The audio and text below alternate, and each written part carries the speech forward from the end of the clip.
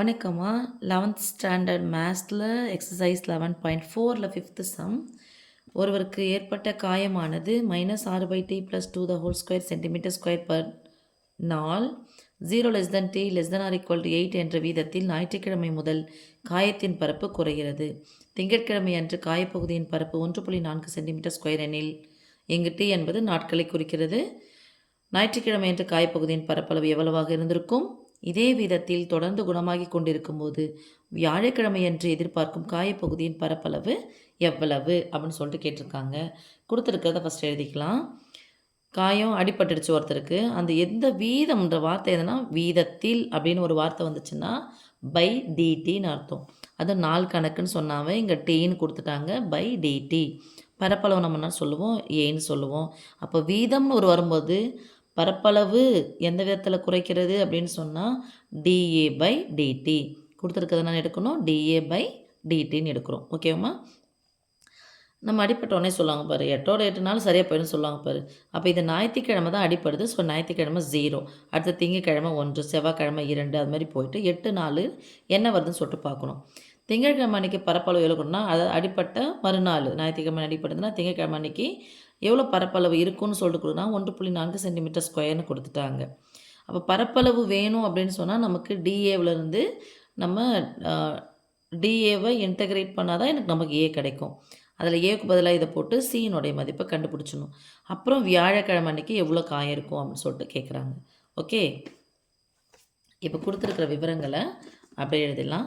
First என்ன கொடுத்துருந்தாங்கம்மா? வீதம்னு ஒரு வார்த்தை கொடுத்ததுனால நம்ம என்ன போட போகிறோம்? இங்கே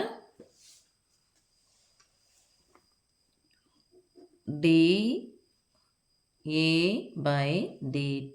= -6/t + 2². இப்போ எனக்கு டிஏ இங்கே வச்சுக்கலாம். வகுத்தலாக இருக்கிற டிடி அந்தாண்ட பக்கம் போனால் பெருக்கலாம் மாறும். -6/t + 2² × dt இன்டகிரேஷன் பண்ணுறேன்.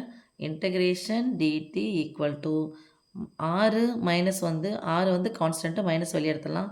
-6 × இன்டகிரேஷன் ஒன்றுமே இல்லை, மேலே என்னதுன்னு அர்த்தம் 1.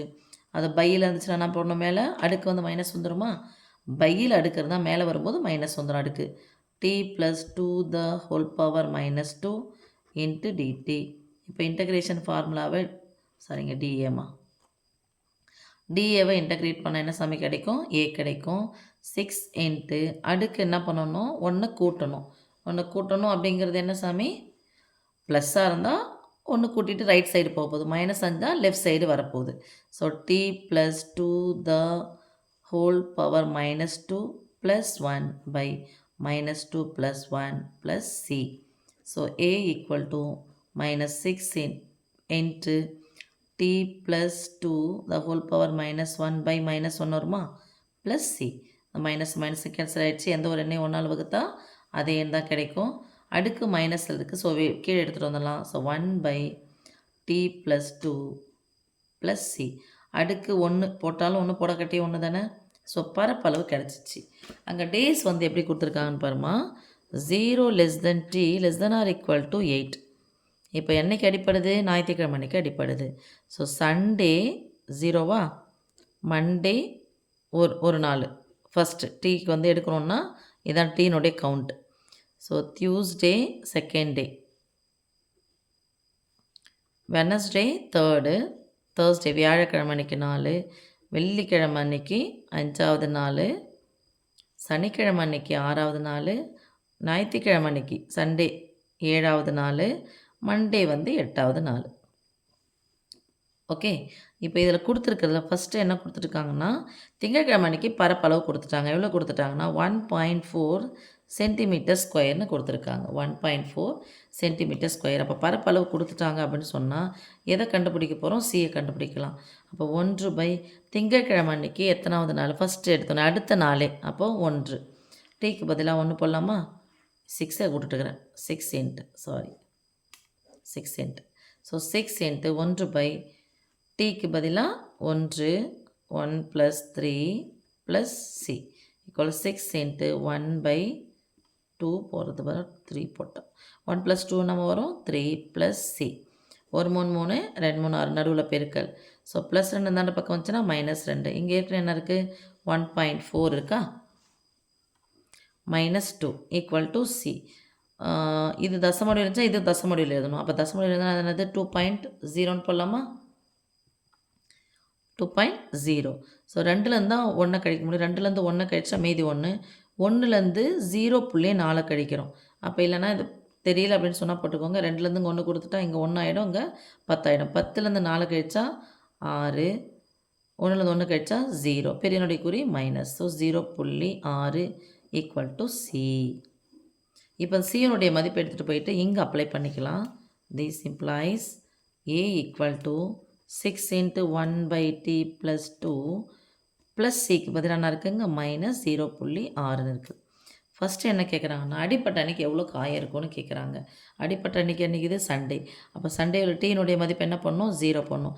அப்போ இதில் ஃபஸ்ட்டு ஏ ஈக்குவல் டு பரப்பளவு தான் கேட்குறாங்க. ஏ ஈக்குவல் டு 6 × 1/tக்கு பதிலாக எத்தனை நாள், அது மொதல் நாள். இந்த சண்டே எடுத்துக்கூடாது, மொதல் நாள். 0 கூட 2 கூட்டினா எவ்வளோ தான் கிடைக்கும், 2 -0.6. 2 2 6. ஏ ஈக்குவல் டு இது தசமம் என்ன இருக்குது, அப்போது இது தசம வடிவத்தில் எதனா பண்ணும் 3.0 -0.6. இங்கே புள்ளிக்கு அப்புறம் இங்கே 6 இருக்குது, புள்ளிக்கு அப்புறம் இங்கே 0 இருக்குது. இங்கே 1 கொடுத்துருங்க, மீதி இங்கே 2 இருக்கும். 10லேருந்து 6 கொடுத்துட்டா மீதி 4 புள்ளி, 2லேருந்து 0 கழிச்சுன்னா 2 cm².